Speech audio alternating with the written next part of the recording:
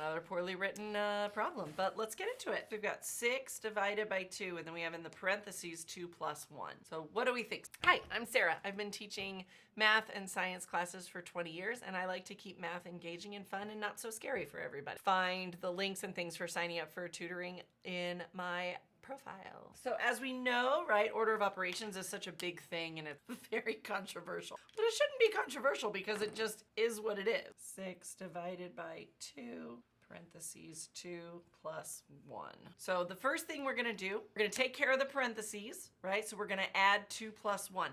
Now when we take care of the parentheses, once we do this operation, something that throws a lot of people off is you can drop the parentheses once you have taken care of what's in there. So I've got 2 plus 1, which is 3. So I can drop the parentheses now. Everything else stays the same. So I've got 6 divided by 2 times 3. So I can change this to a times because 2, like any number right next to the parentheses is a multiplication. It's another way of writing writing multiplication. So now we just go left to right. So we go 6 divided by 2. Hold on. The reason we go left to right is because you go multiplication or division left to right.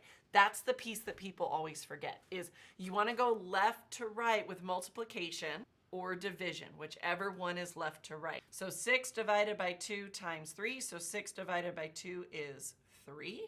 3 times 3 is 9.